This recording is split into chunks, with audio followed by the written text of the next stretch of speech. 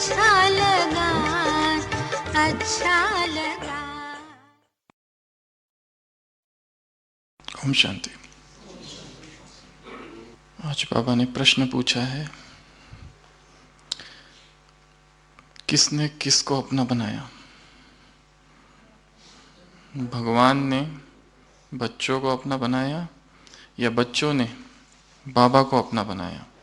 किसने किसको बनाया? बच्चों ने बाबा को अपना बनाया। दूसरी मुरली पढ़ी ना?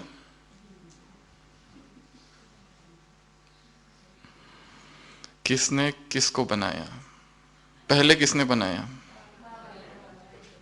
पहले बाबा ने बनाया। कहाँ थे हम? कहाँ पड़े थे?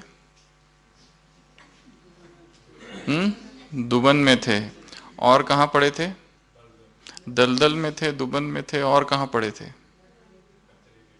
कचरे के डिब्बे में, रिफ्यूज बिन में। और कहाँ पड़े थे? भूल भुलैया में। पता नहीं था कहाँ जाना है, घर कौन सा है। और कहाँ पड़े थे? नरक में, माया की गोद में। और कहाँ पड़े थे?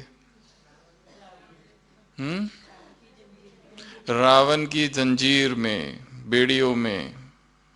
और कहाँ पड़े थे? किसकी प्रीति में?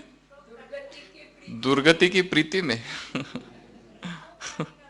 शोक वाटिका में। और कहाँ पड़े थे?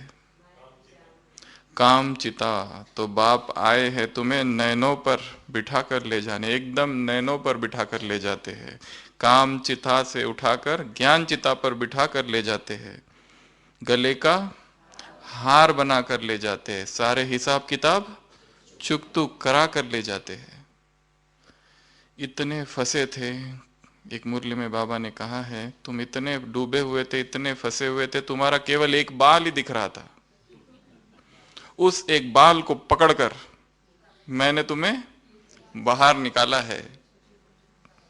तो किसने किसको अपना बनाया? बाबा बाप दादा समझते हैं कि बच्चों ने बाबा को अपना बनाया। इसके लिए क्या करते हैं? पहले सामने किसको रखते हैं? आगे किसको रखते हैं बाबा? बच्चों को रखते हैं। उधर कहते हैं वलेकम वालेकुम सलाम, इधर बाबा क्या कहते हैं? मालेकुम सलाम। भक्त किसकी परिक्रमा करते हैं? परिक्रमा किसकी करते हैं? भगवान की परिक्रमा करते हैं। और भगवान किसकी परिक्रमा करते हैं? बच्चों की परिक्रमा करते हैं। मास्टर ऑल, संसार की सर्वशक्तिवान परमात्मा, ऑलमाइटी ऑथोरिटी, तुमने क्या कर दिया है? उसको अपने स्नेह से बांधा है। तो बताओ कौन बड़ा है? बांधने वाले या जो बंधन में आ गया है वो? बांधने वाले बड़े।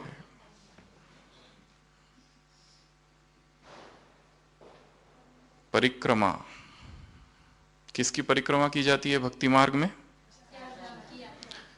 परिक्रमा किसकी करते हैं? तीर्थ स्थानों की, देवता की, मंदिर की। और किसकी परिक्रमा करते हैं? पीपल, तुलसी, अग्नि, मंदिर, देवता, इन सब की परिक्रमा करते हैं। कुटिया की परिक्रमा कौन कौन करता है? किसकी भक्ति अभी चालू है? माताओं में से कुटिया की परिक्रमा कौन कौन करता है रोज?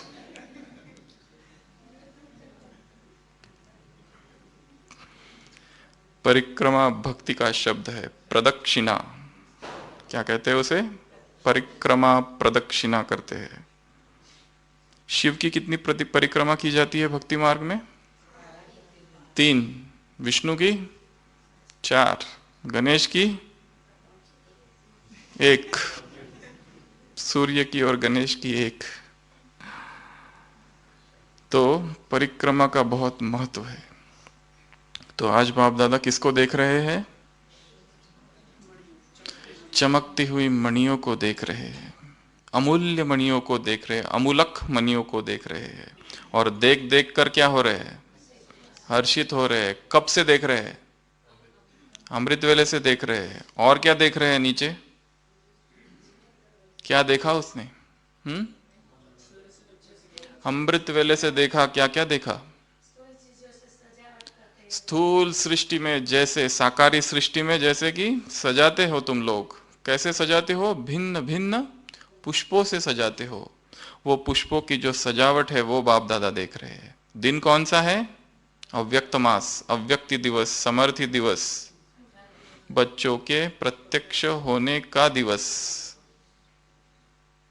यज्ञ की स्थापना में महान परिवर्तन का दिवस। इस दिवस का शक्तियों को विल पावर देने का दिवस। तो इस दिवस पर बाबा क्या देख रहे हैं? चमकती हुई मणियों को देख रहे। सभी कहां बैठे हुए हैं? स्थिति के स्थान पर चमकती हुई मणियों के स्वरूप में बाप दादा देखते हैं और बहुत खुशी होती है उसको। तुमने जो सजावट की है, अभी भी मधुबन में सजावट की है ना? कैसी सजावट की है?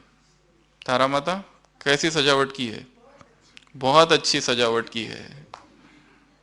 चारों ओर प्रकाश ही प्रकाश, चारों ओर जगमग रोशनी। और साथ साथ क्या है? केवल पुतले नहीं है पूर्वजों के, पर चैतन्य में विद्यमान है। चैतन्य में पूर्वजों के वाइब्रेशंस, प्रकंपन स्थान को पवित्रतम बना रहे हैं। तो ऐसी जगमग, ऐसी चमक दमक, ऐसी रंगोली बच्चों ने जो मेहनत की है, बाप दादा उस मेहनत को भी देख रहे हैं। कितनी अच्छी बात कही। यज्ञ में जो मेहनत करता है, जो सेवा में मेहनत करते हैं, बाप दादा उस मेहनत को भी देखते हैं। जो सेवाएं कर रहे हैं, जो गुप्त है, वो तो उसे बहुत प्रिय है। यहां पर किसकी यात्रा करते हो तुम? चार धाम की यात्रा करते हो। तो भक्ति में भी चार धाम है। कौन से? उत्तर में बद्रीनाथ, दक्षिण में रामेश्वरम, पूरब में जगन्नाथपुरी, और पश्चिम में द्वारका। ये चार धाम है। उत्तराखंड के चार धाम अलग है, बद्रीनाथ, केदारनाथ, गंगोत्री और यमुनोत्री। तो चार धाम का उधर महत्व है। तो जैसे वहां चार धाम है, वैसे यहां पर भी चार धाम है। क्या महत्व है इन चार धामों का यहाँ के? इन चार धामों का क्या महत्व है?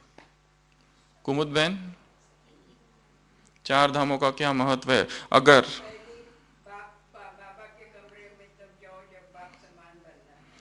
अगर शक्तिशाली बनने की आवश्यकता है तो शांति स्तंभ पर पहुंच जाना। अगर बाप समान बनने का दृढ़ संकल्प उत्पन्न हो तो बाबा के कमरे में आ जाना। अगर व्यर्थ संकल्प तेज चल रहे हो तो हिस्ट्री हॉल में पहुंच जाना। अगर उदास हो जाओ तो बाबा से रूरियान करने कुटिया में, झोपड़ी में आ जाना। पहुंच जाना, आ जाना, पहुंच जाना, आ जाना। कितनी अच्छी कविता है। सुनिए है ना कविता, लिखी है। कहाँ लिखी है माताओ? हिस्ट्री हॉल के सामने। तो जैसे भक्ति में चार धाम का महत्व है, वैसे यहां पर भी चार धाम का महत्व है। वहां पर क्या करते हैं? चार धाम के दर्शन के लिए क्या करते हैं? लंबी क्यू लगाते हैं, कतार। भक्तों का तांता वहां रहता है। यहां पर भी तुम क्या करते हो? दर्शन के लिए। वो तो दर्शन के लिए, तुम भी यहां क्यू लगाते हो। वो कितना देर क्यू लगाते हैं? लंबी लंबी क्यू होती है वहां पे, लंबी लंबी कतार होती है। मुंबई में देखा है किसी ने लाल बाग का राजा? देखा है कितनी लंबी क्यू होती है? नंबर कब लगता है? 2 दिन के बाद, कभी 3 दिन के बाद। दो प्रकार की लाइन होती है, एक नवसाची, एक मन्नत वाली, और दूसरी एक होती है और एक मुख दर्शन वाली। मुख दर्शन की लाइन में जल्दी नंबर लग जाता है, 8 से 14 घंटा। पर जो बड़ी लाइन है उसमें 40 से 50 घंटा लगता है। हाँ, तो वहां पर लाइन लगती है किसके लिए? दर्शन के लिए। वो वहां लाइन लगाते और तुम, बाबा ने क्या कहा? यहाँ लाल बाग का राजा गणपति, वहां पर क्या कहते हैं? सत्य वचन महाराज। और यहां क्या कहते हैं? सत्य कर्म। सत्य कर्म है यहां पर, वहां पर सत्य केवल वचन है। तो बाबा ने आज मधुबन की महिमा गाई, स्थान की महिमा गाई। अव्यक्त दिवस है, सोचो उस अव्यक्त दिवस को, कैसा होता है अव्यक्त दिवस। ये मुरली कहाँ चली है? यहीं। कितने साल पहले? 35-34 साल पहले इसी हॉल में ये मुरली चली है।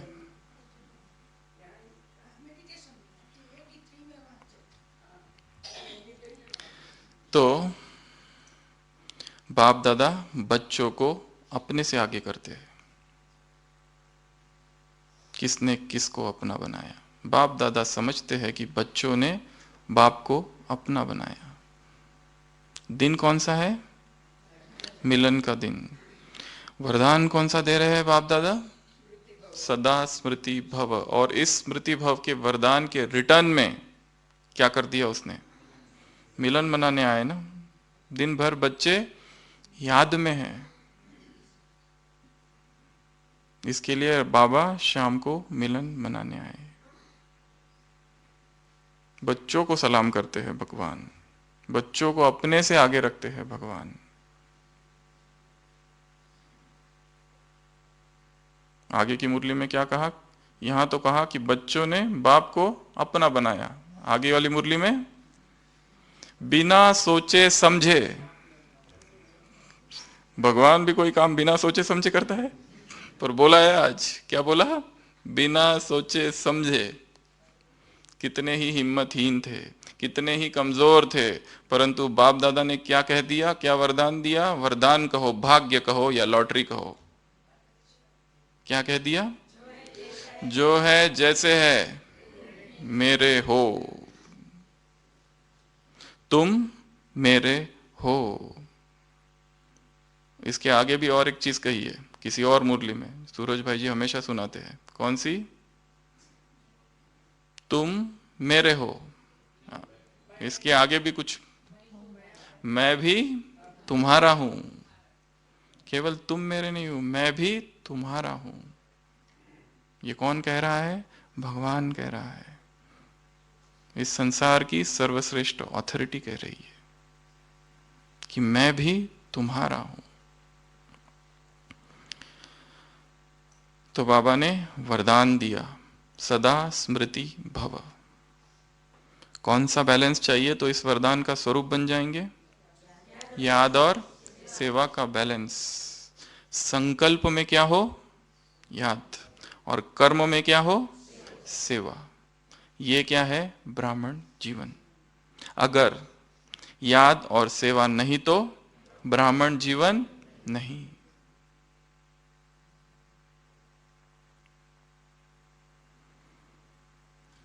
हर संकल्प में याद, हर कर्म किस लिए? सेवार्थ। हमारा हर कर्म सेवार्थ। लास्ट संडे कहा था ना, स्व कल्याण और विश्व कल्याण के प्रति। अगर ये नहीं कर रहे, स्वार्थ के प्रति है या अकल्याण के प्रति लगा रहे हो शक्तियों को, तो ये क्या है? ख्यानत। अमानत में ख्यानत। इसके लिए छोटी सी मुरली है। इस मुरली के बाद पार्टियों से मुलाकात है, जो कि पिछले संडे हो गई। 2 पार्टियां जो थी ना, वो यहां से थी। तो आज बाबा ने 2 मुरलियां चलाई। दूसरी मुरली कितने दिन के बाद है? 2 दिन के बाद। पहली मुरली का सार, पहली मुरली का सार स्मृति स्वरूप रहना, याद और सेवा का बैलेंस रखना, और सदा इसी नशे में रहना, इसी खुमारी में रहना कि हमने उसको अपना बनाया है, हमने भगवान को अपना बनाया है, और सदा मधुबन के महत्व को अपने हृदय से कभी कम नहीं होने देना। यहाँ जिस स्थान पर रहा जाता है उस स्थान का महत्व थोड़ा सा कम हो जाता है। लंबा समय अगर कोई रहे तो इस महत्व को कभी कम नहीं होने देना है। कौन सी भूमि है ये? इस संसार की सर्व महान भूमि है, सर्वश्रेष्ठ भूमि है। ऐसी भूमि इस संसार में और कहीं नहीं है। यहाँ के श्रेष्ठ वाइब्रेशन है। इसका महत्व पूछना है तो उनसे पूछो जो यहां पहुंच नहीं सकते, उन माताओं से पूछो, उन भाइयों से पूछो, उन कुमारों से पूछो जो यहां तक आ नहीं सकते, जो दूर कहीं सुदूर 7 समुंदर पार ने मदची परत मात्र भूमिला सागरा प्राण तड़मड़ला। सावरकर ने कहा है अपनी मातृभूमि के लिए कि हे सागर से बात कर रहा है कि हे सागर मुझे अपनी मातृभूमि की तरफ ले चल। फिर से प्राण जैसे व्यथित है, कुंठित है, पीड़ित है। वो मातृभूमि कौन सी है? ब्राह्मणों की यह भूमि। तो इसका महत्व कभी भी कम नहीं होने देना। 4 धाम यहां पर है, इन 4 धाम का भी महत्व कम नहीं देना। इसको भक्ति नहीं बना देना फटाफट 5 मिनट में 1 मिनट इधर 1 मिनट इधर 1 मिनट उधर और चलो, करते हैं ना ऐसे कोई कोई। प्रदक्षिणा भी जो करते हैं संसार में, परिक्रमा जिसको कहते हैं, वो धीरे धीरे करते हैं, मेडिटेटिव स्टेट, याद में, जैसे परमात्मा की याद में। कहां से कहां करते हैं? क्लॉकवाइज करते हैं। क्यों करते हैं भक्ति मार्ग में परिक्रमा? उसका कोई कारण? जन्म मरण के चक्र से छोड़ने के लिए। चलो एक और, वहां तो मान्यता है कि परमात्मा कैसा है? सर्वव्यापी है। इसके लिए मंदिर को जैसे वो केंद्र समझते हैं, और वो जो परिक्रमा है वो किसके इर्द गिर्द है? स्वयं भगवान के। राइट लेफ्ट से चालू करते हैं ताकि हमेशा राइट, हमारे राइट तरफ वो रहे, मंदिर की मूर्ति कहो या फिर जहां भी परिक्रमा कर रहे हैं। तो वो परिक्रमा का वहां महत्व है। तो हमें भी केवल भक्ति जैसा यहां परिक्रमा नहीं करनी है, उसके महत्व को जानकर कौन सा स्थान है, किसकी भूमि है, कर्म भूमि है, तपस्या भूमि है, महातीर्थ है, संसार की सर्वश्रेष्ठ भूमि है, इसके महत्व को निरंतर स्मृति में रखकर ही यहां रहना है। नहीं तो ये भूल जाता है बार बार। इसको बार बार स्वयं को ही याद दिलाना है कि मैं इस समय कहाँ हूं, ये स्थान कौन सा है, ये समय कौन सा है, और मेरी स्थिति कैसी रहनी चाहिए। जैसा स्थान वैसी ही स्थिति भी महान होनी चाहिए। लोग तीर्थ यात्राओं की मिट्टी लेकर आते हैं। मुरली थी ना, 6 बातें बाप दादा देख रहे, बच्चों के नाम रूप कर्तव्य, उसमें एक था स्थान। तो तीर्थ यात्रा की मिट्टी को भी कहाँ रखते हैं? माथे पर लगाते हैं। ये वह भूमि है, इसको कभी भूलना नहीं है। तो याद प्यार में क्या कहा बाबा ने? ऐसे अमूल्य मणियों को, ऐसे सदा वरदानी श्रुति स्वरूप वरदानी आत्माओं को, ऐसे स्नेही और बाप के स्नेह और सहयोग में रहने वाली आत्माओं को, विशेष आत्माओं को बाप दादा का याद प्यार और नमस्ते। हम बाबा को याद प्यार बाद में देंगे, नेक्स्ट मुरली के बाद, ठीक है? तो नेक्स्ट मुरली वो कब की है? अरे हाँ, वो पॉइंट तो रह गया। बाप भी चतुर तो बच्चे भी चतुर। ऑर्डर कौन करता है और हाजिर कौन हो जाता है? बाबा कहते हैं तुम ऑर्डर करते हो और मैं हाजिर हो जाता हूं। तो हम भी हाजिर है। तो ये फर्स्ट मुरली। सेकंड मुरली, हम्म, मन बुद्धि संस्कार के अधिकारी। लास्ट संडे की राज दरबार याद है ना, विचित्र राज दरबार, उसमें कौन थे महामंत्री? मन बुद्धि और संस्कार। क्या थे वो? महामंत्री थे। दल बदलू तो नहीं है, मुरीद तो नहीं बन जाते हो, मंत्रिमंडल में हलचल तो नहीं है। चेक करो, मन को चेक करो, बुद्धि को चेक करो और संस्कार को, संकल्प शक्ति, निर्णय शक्ति और संस्कार की शक्ति, इन तीनों को बाबा ने कहा था चेक करो। तो कौन किसको देख रहा है यहां पर? वरदाता और विधाता। वरदाता और विधाता बाप। वरदाता अर्थात वर देने वाला, विधाता अर्थात बिस्टोवर ऑफ फॉर्च्यून, मतलब विधाता अर्थात वो तो भाग्य विधाता है, भाग्य को देने वाला भाग्य विधाता। विधाता अर्थात लॉ मेकर जिसको कहते हैं, ऑर्डिनर जिसको कहते हैं, विधि विधान की रचना करने वाला जो है उसे विधाता कहा जाता है। विधाता क्रिएटर को भी कहा जाता है। विधाता अर्थात क्रिएटर, रचता, सृष्टा। तो भाग वरदाता और विधाता बाप किसको देख रहे हैं? महादानी और वरदानी बच्चों को देख रहे हैं।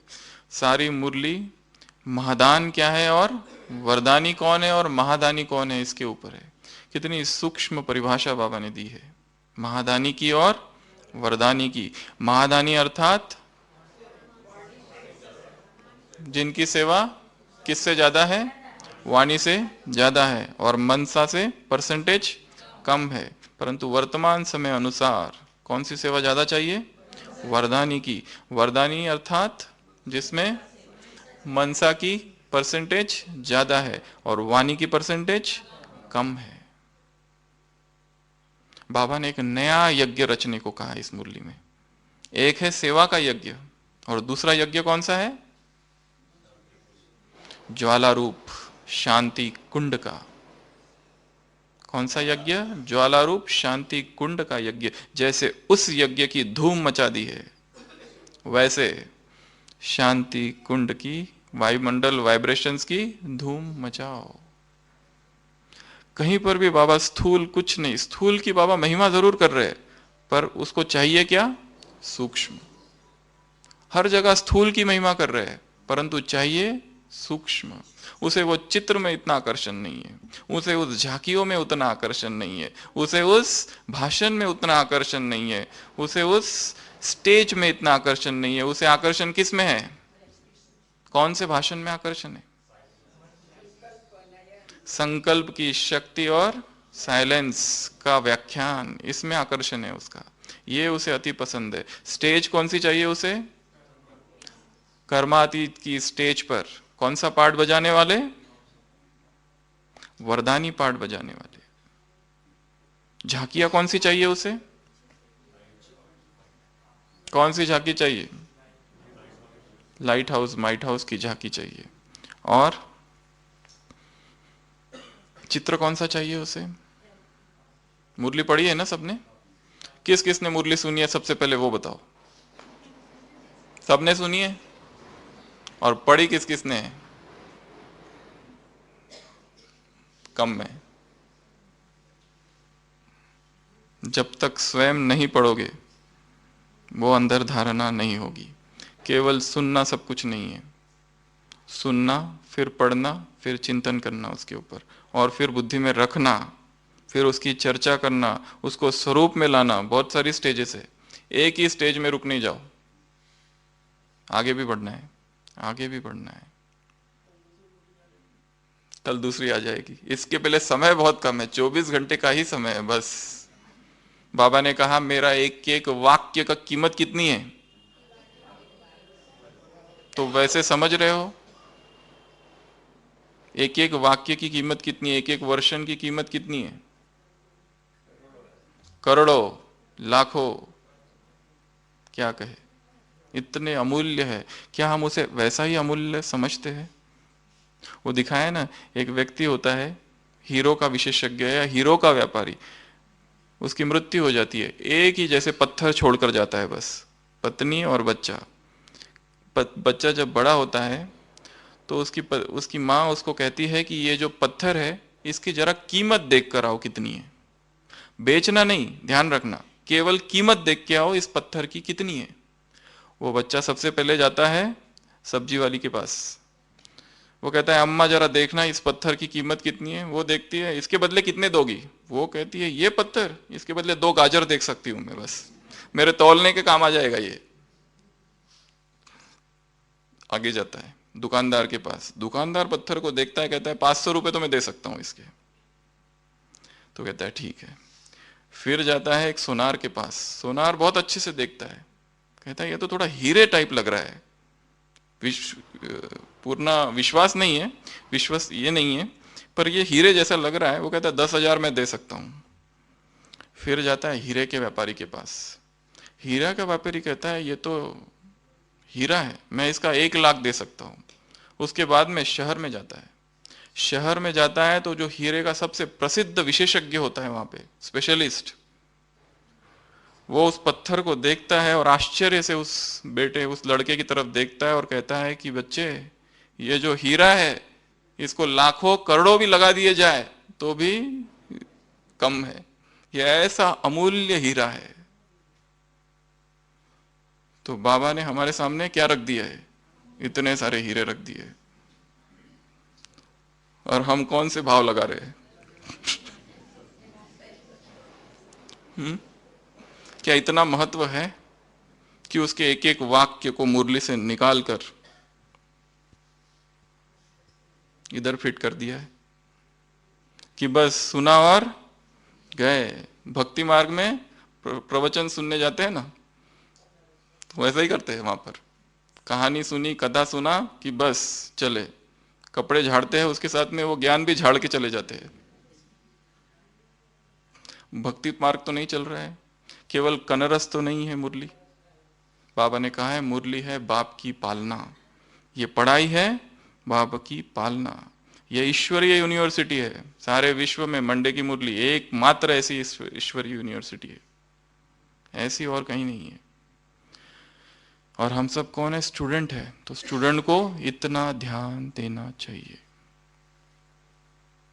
पढ़ना, वो जो हमारी दिनचर्या है उसमें 2 से 4 बजे का टाइम किसके लिए लिखा है? पढ़ा है ना वहां पर हिस्ट्री हॉल के वहां, स्वाध्याय। स्वाध्याय अर्थात सेल्फ स्टडी। सेल्फ स्टडी बहुत ही छोटा शब्द है, स्वाध्याय बड़ा ऊंचा शब्द है।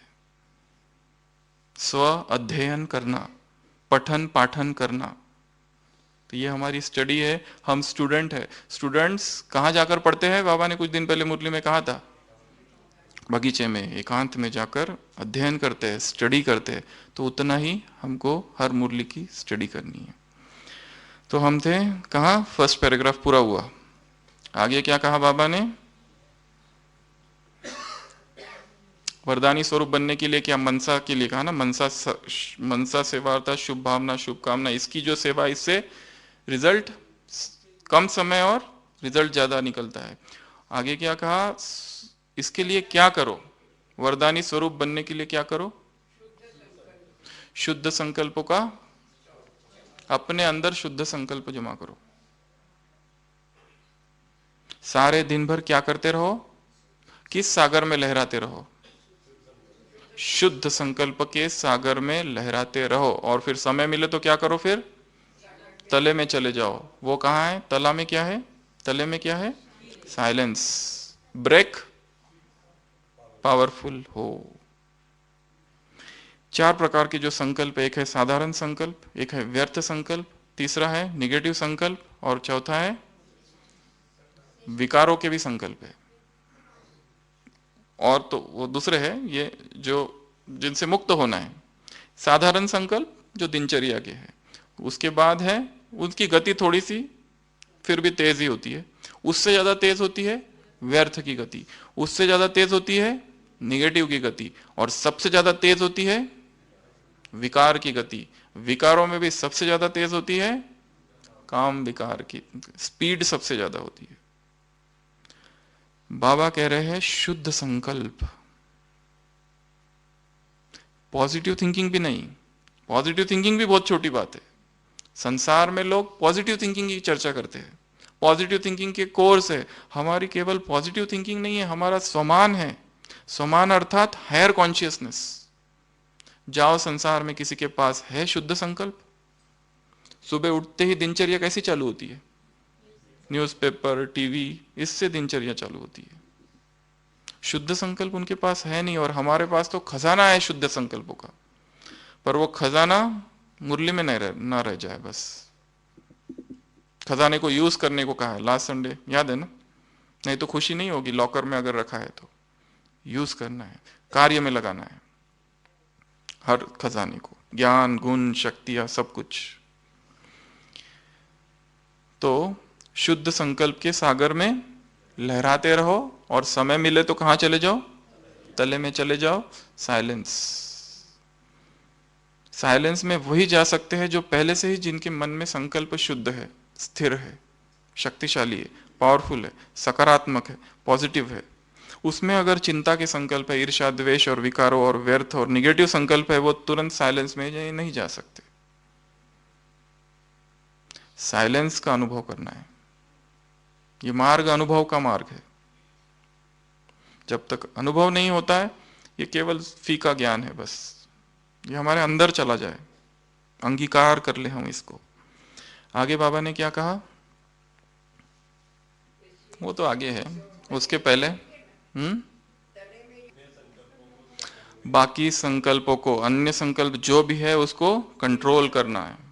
इसके लिए बाबा ने कहा केवल ये संकल्प शक्ति की बात नहीं है, तीनों ही जो शक्तियां हैं उन पर संपूर्ण अधिकार हो। एक भी शक्ति पर अगर अधिकार कम होगा तो वरदानी स्वरूप जितना बनना चाहते उतना नहीं बन सकेंगे। इसके लिए जो तीन शक्ति है, इसमें विस्तार बाबा ने संकल्प शक्ति का किया है कि हमारा हर संकल्प हमको श्रेष्ठ बनाना है। श्रेष्ठ बनेगा कैसा? मुरली के स्टडी से, अध्ययन से, योग से, तपस्या से। संकल्प शुद्ध, और उसमें फिर शक्ति भरती जाएगी योग से। एक एक संकल्प जैसे पावरफुल होते जाएगा, और जिसके संकल्प पावरफुल है वो स्थिति स्वतः ही पावरफुल हो जाएगी। फिर बाबा ने कहा जैसे वो सेवा के साधन है, तो यहां पर भी सिद्धि स्वरूप आत्मा है, तुम्हारे पास साइलेंस की पावर है, वैसी होनी चाहिए। इस वर्ष में क्या करना है? महायज्ञ तो रचा, इसमें क्या करना है? किसको स्वाहा करना है? ये जो तीन शक्तियां हैं, इनमें जो अधिकार की कमी है, इसको क्या करना है?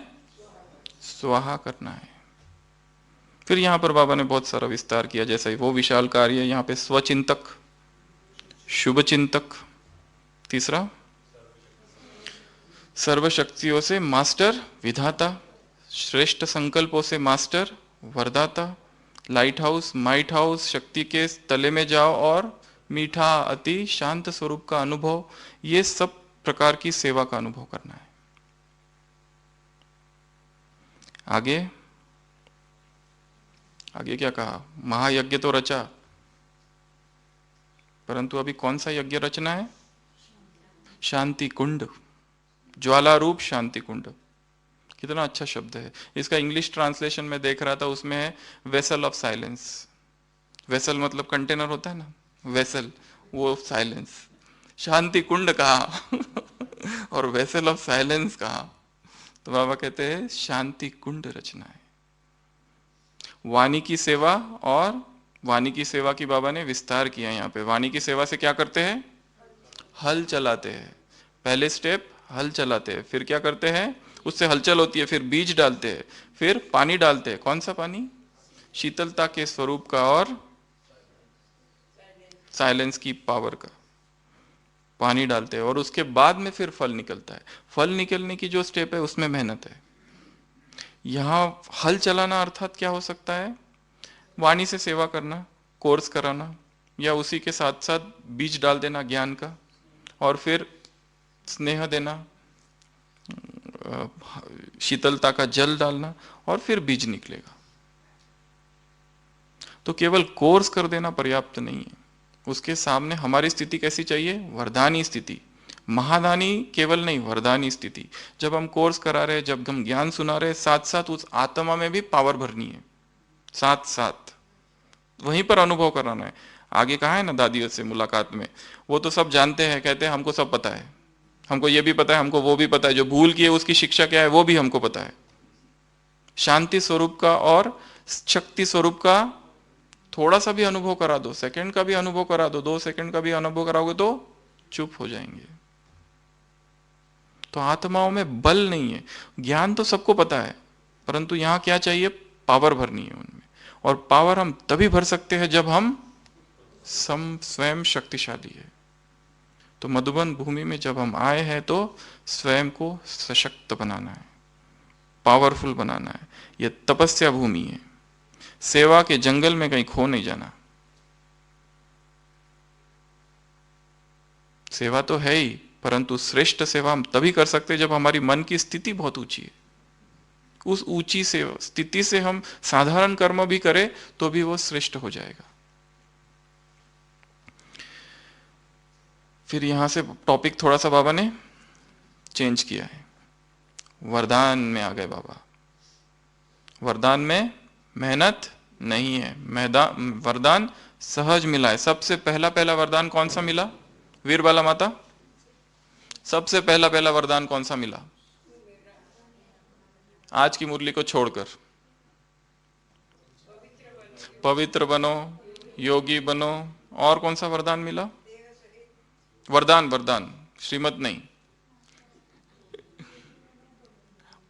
बस। और कोई वरदान नहीं मिला।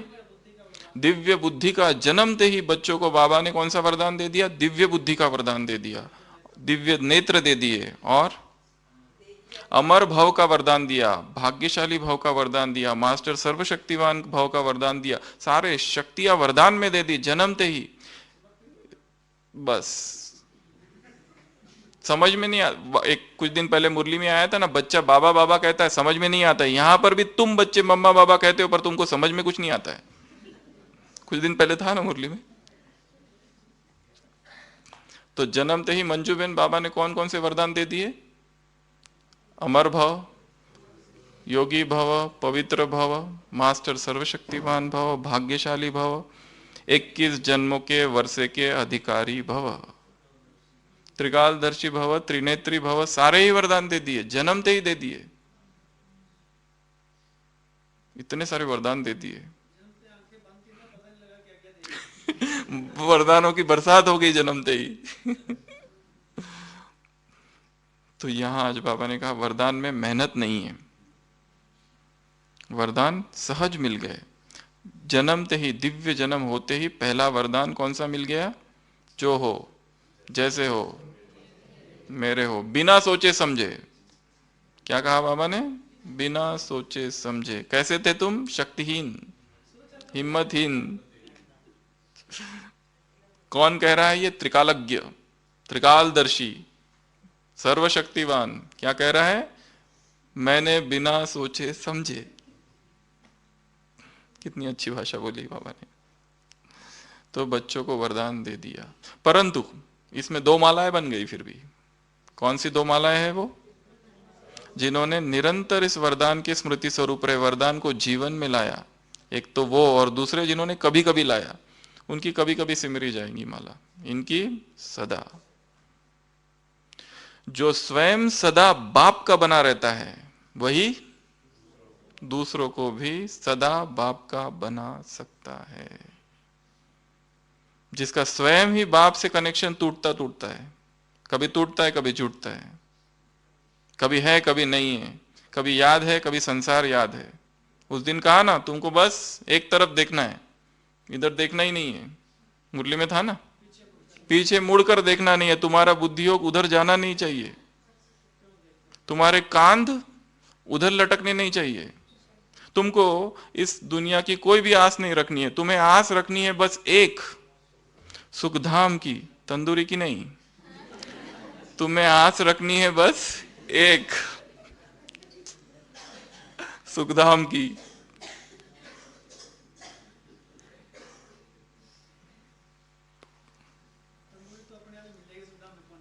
सुखधाम में पहुंचेंगे तो बाबा राम भाई तो बैठे हैं ना, स्वागत। तो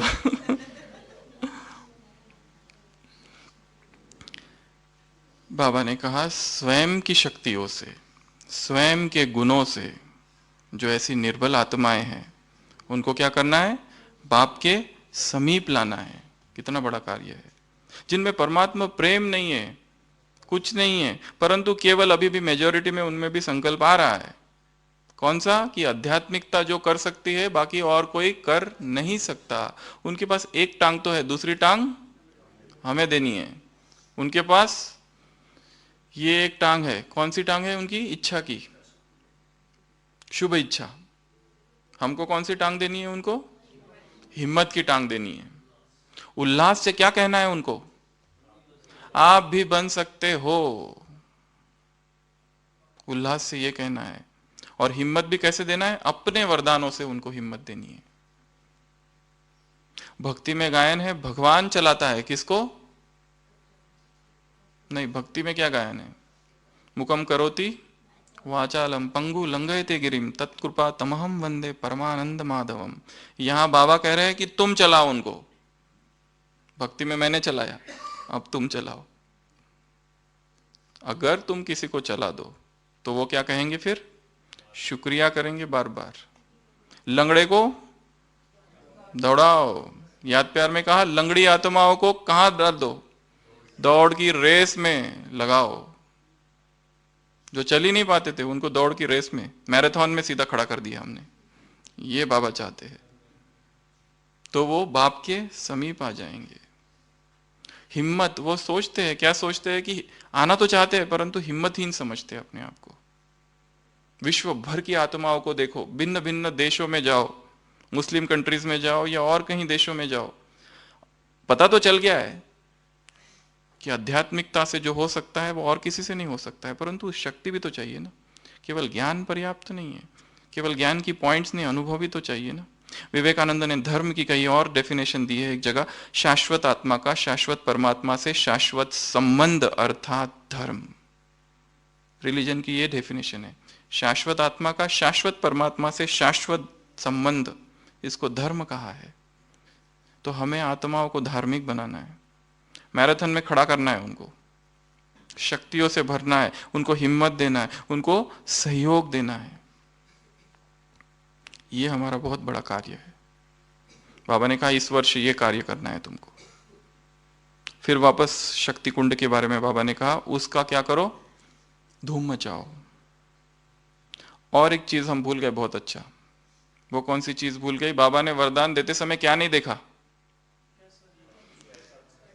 चाहे बच्चा है, चाहे वृद्ध है, चाहे पढ़ा लिखा है, चाहे अनपढ़ है, चाहे बीमार है, चाहे तंदुरुस्त है, किसी भी देश का, किसी भी धर्म का कुछ नहीं देखा।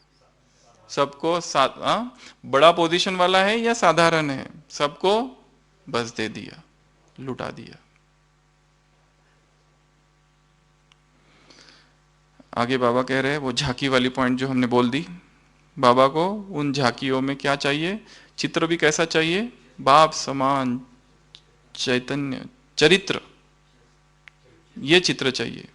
चैतन्य चरित्र या चित्र चाहिए, ऐसा चित्र चाहिए। और झांकी भी कौन सी? लाइट हाउस और माइट हाउस की। और स्टेज कर्मातीत की। और भाषण भी कौन सा? सबसे पावरफुल भाषण कौन सा है? साइलेंस का, मौन का, संकल्पों का। ये वरदानी स्वरूप बाबा देखना चाहते हैं। जितनी पावर साइलेंस में है इस संसार में और उतनी पावर किसी में भी नहीं है। जितनी हम मनसा से अमृत वेला जो हमारी सेवा हो जाती है वो और कहीं, सारे दिन भर हम करते जरूर है परंतु जो अमृत वेला हमसे जो सेवा होती है या नुमा शाम, वो सबसे पावरफुल सेवा है। कर्म करते समय हम कर्म कॉन्शियस हो जाते हैं। या मुझे याद है एक अनुभव मेरे ही जीवन का, एक बार बहुत सीरियस पेशेंट आ गया था आईसीयू में, सुबह सुबह 3 बजे जब मैं इधर था अमृत वेला। तो अमृत वेला नेचुरली स्थिति हमारी बहुत ऊंची होती है। वो पेशेंट बहुत सीरियस था। मैं गया, पेशेंट को देखा, पेशेंट को इतना मतलब खराब था, कुछ बोला नहीं, नहीं तो सीरियस पेशेंट होता है तो बहुत हलचल होती है, ये करो वो करो, ये लाओ वो लाओ, इधर लाओ वो लाओ, ऐसे करो वैसे करो। वो पेशेंट को मैंने कुछ भी नहीं बोला, मतलब जो बहुत सारे हमारे स्टाफ वगैरह थे वहाँ पर, उस पेशेंट को वेंटिलेटर पे डालना पड़ा, उसको कुछ प्रोसीजर्स करनी पड़ी, सेंट्रल लाइन ये वो, आधा घंटा तक सब कुछ किया, नोट्स ये सब इंजेक्शन सब देके मैं फिर से इधर आ गया और फिर भूल गया क्या किया। क्योंकि जैसे कि वो बहुत एक जिसको कहते हैं ना अव्यक्त स्थिति, जो अव्यक्त अमृत वेला सभी की रहती है, अव्यक्त स्थिति जिसमें हम मौन में रहते हैं, बोलते कम है, उसी अवस्था में जैसे वो सारे कर्म हुए आधा घंटा, फिर यहाँ आके बैठ गया और फिर मैं भूल गया, मुझे मतलब भूल गया इन द सेंस कि अपने फिर से योग जो चालू ही था मन में, वो भी चालू था और योग भी चालू था, वो भी चालू था और योग भी चालू। और फिर उसके बाद में जब हम लोग गए 9 बजे राउंड के लिए, तो उसके रिलेटिव बोले अरे वो तो एकदम ठीक हो गया, अभी होश में है। मुझे लगा किसकी बात कर रहे हैं, जब अंदर देखा तो वो पेशेंट दिखा रहे, ये इसको सुबह सुबह देखा था।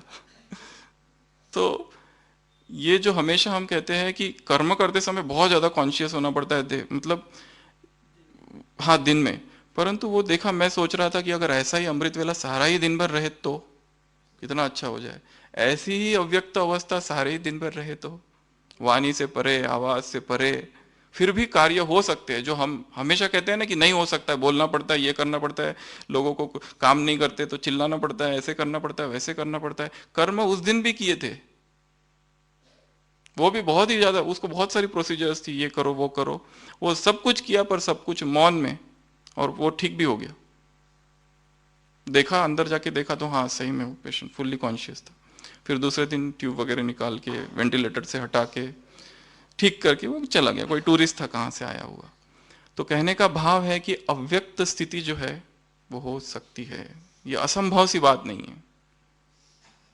ब्रह्मा बाबा के बारे में आगे कहा ना, अभी अभी है और अभी अभी गायब, अभी अभी गुम, अभी अभी अंडरग्राउंड, अभी अभी एकांतवासी। ऐसी अवस्था अगर अभ्यास, अभ्यास की लहर बाबा ने कहा है, ये अभ्यास की लहर चाहिए, प्रैक्टिस करो तो सब कुछ हो सकता है। आगे बाबा ने यहाँ फिर वो सब ब्राह्मणों की उंगली चाहिए, कहा ना ये कार्य जो संपन्न होगा सबके एक संकल्प से ये कार्य संपन्न होगा। यहाँ पे और थोड़ी एक दो बातें कही और ये मुरली यहाँ पर पूरी की। दादियों से क्या कहा बाबा ने,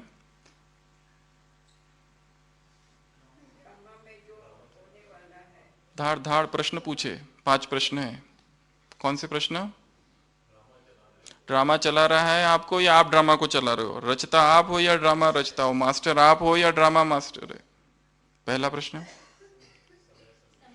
समय, आप समय को समीप ला रहे हो कि समय समीप आ रहा है। और खींचने की बात है ना, स्वयं समीप आ रहे हो या ड्रामा या समय स्वयं को खींच रहा है।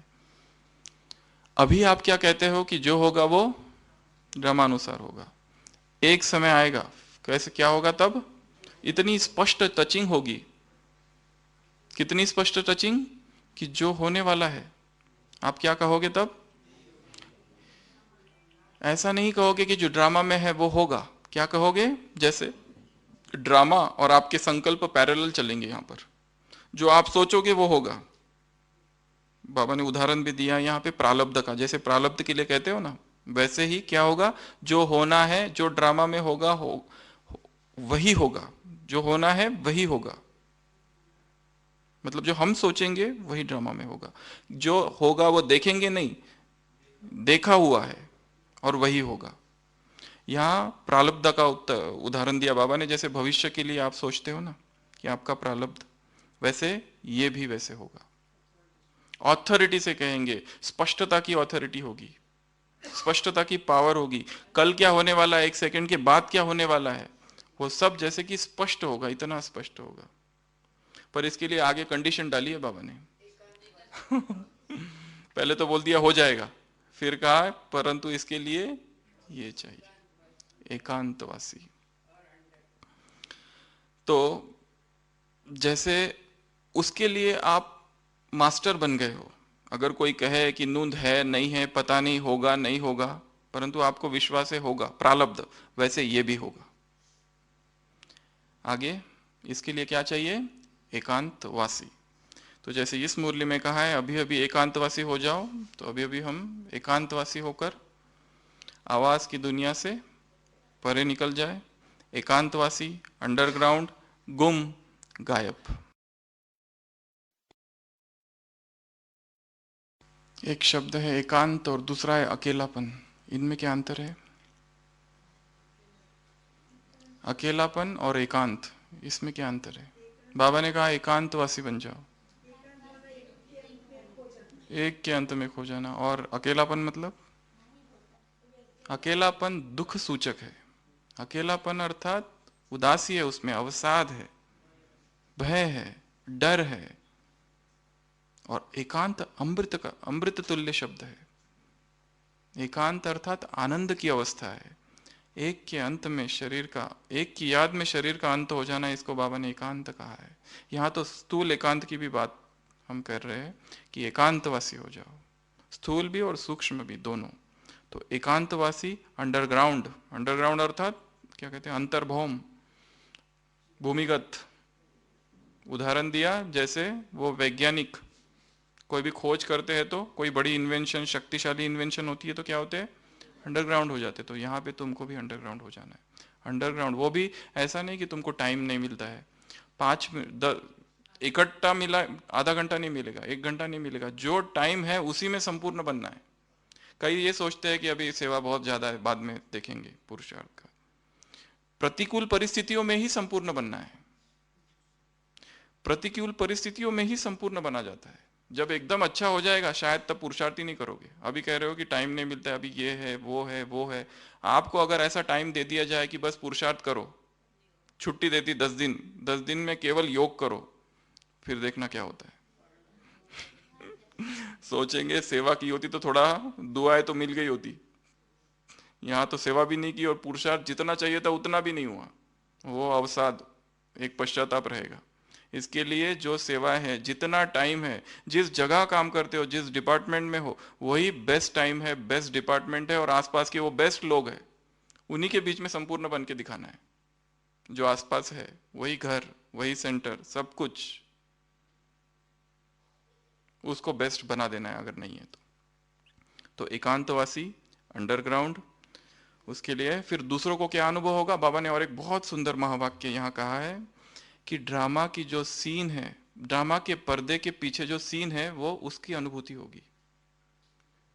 पर्दे के पीछे जो ड्रामा की सीन है वो तुम्हें अनुभव होगी। मतलब आज क्या होने वाला है, वो सीन जैसे कि स्पष्ट दिखाई देगी, इतनी स्पष्ट दिखाई देगी कि ये होने वाला है। पहले से ही टचिंग होगी। जितने ज्यादा अंडरग्राउंड उतनी ज्यादा अच्छी टचिंग। तो ये अनुभव होगा। और दूसरों को क्या अनुभव होगा? फिर दूसरों को क्या अनुभव हो? जैसे ये इस स्थान के है ही नहीं, जैसे ये कहीं और के है, जैसे ये यहाँ गायब हो गए, जैसे कि ये फरिश्ते हैं। ब्रह्मा बाबा का उदाहरण दिया ना यहाँ पर। जैसे बाबा भी डायरेक्शन देते देते, बोलते बोलते गायब, अंडरग्राउंड। तो बाबा ने यहाँ पर एक अनुभव ही, ये जो है इसी को साक्षात्कार कहेंगे। अनुभव समान साक्षात्कार, ये वर्ड नोट किया आपने मुरली में? बहुत सुंदर वर्ड है, अनुभव समान साक्षात्कार। मुझे पहले लगा शायद प्रिंटिंग मिस्टेक है, परंतु प्रिंटिंग मिस्टेक नहीं है, बराबर है।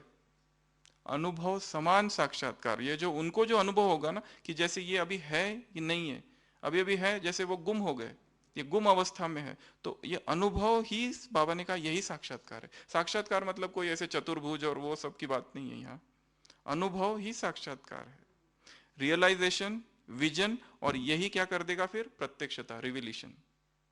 रियलाइजेशन, विजन, रिविलेशन, अनुभव, साक्षात्कार, और यही क्या होगा? प्रत्यक्ष फल। इसी प्रत्यक्ष फल की सीजन में प्रत्यक्षता होगी। बाबा ने यहाँ साक्षात्कार के हमें वो भी उदाहरण दिया यज्ञ की शुरुआत में, जैसे कैसे साक्षात्कार हुआ, लोगों को जादू लगा पर आवाज तो फैला, वैसा ही अब फिर होगा। तो इस तरह से इस मुरली का सार, दोनों मुरलियों का सार बाबा ने समझा। इस वर्ष क्या करना है, ऐसा कहा ना। तो सबसे पहले तो जो 3 शक्तियां हैं उनमें जो अधिकार की कमी है उसको सुहा करना, एक। दूसरा, जो लंगड़ी आत्माएं हैं उनको चलाना, उनको हिम्मत देना। फिर उसके बाद में ये जो नशे वाली बात कही है बाबा ने, वरदान की, वरदानी स्वरूप बनना, वरदानी स्वरूप की सेवा करना, शांति कुंड, ज्वाला स्वरूप शांति कुंड की रचना करना और इसका वायुमंडल वाइब्रेशन फैलाना, ये भी एक सेवा है। और संगठन की भी बात कही है, सब ब्राह्मणों की उंगली से, जो वरदान में भी कहा है आज, जहां मेजॉरिटी वहां मैं। अगर मेरा विचार अच्छा है पर वो अच्छा है तो अच्छा से, अगर संगठन टूटता है तो वो अच्छा भी साधारण है, ऑर्डिनरी है। और ये जो अगर त्याग भी करना पड़ता है तो वो त्याग भी भाग्य है।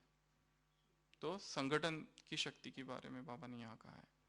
और लास्ट में दादियों से मुलाकात में एकांतवासी बनना है, बीच बीच में कार्य करते समय एकांतवासी और अंडरग्राउंड, एकांतवासी और अंडरग्राउंड, इसका बाबा ने कहा इस अभ्यास की लहर फैलाओ, ये प्रैक्टिस करो। तो और कोई पॉइंट छूटा हो तो बता दो।